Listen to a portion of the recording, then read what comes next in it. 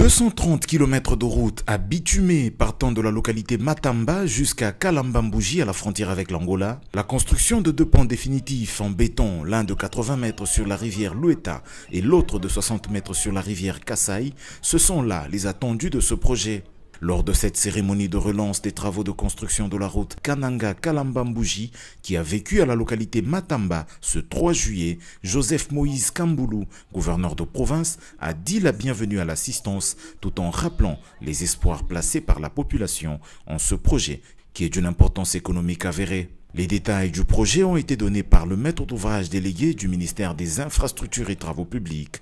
Il s'agira principalement de relier les grandes agglomérations telles que Matamba, Bilomba, Luambo et Kalambambouji avec une route revêtue.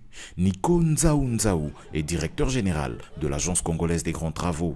Une route, une fois deux voies, sur 230 km de longueur. Donc la route qui viendra de Kananga jusqu'ici aura une fois deux voies, mais dès qu'on arrive dans une agglomération, on va l'agrandir, ce qui fait que nous allons augmenter à peu près 18 km de route sur l'enveloppe générale. Une couche de roulement en bicouche de 3 cm.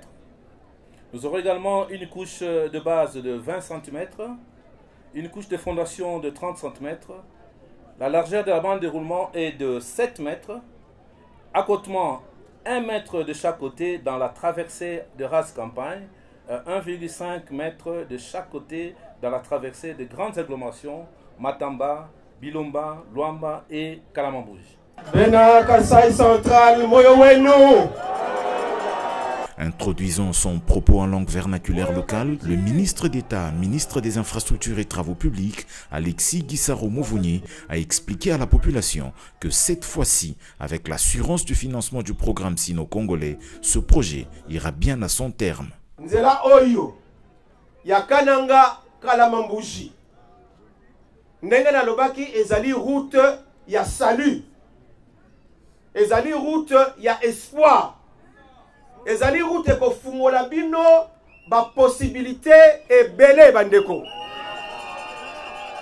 ezali nzela eko permettre bino awa na kati ya Kasai Central boleka tina Angola, boke na Angola ti na port ya Luanda, ti na port ya Lobito, comme ça boke na récupérer ma marchandise na bino kuna.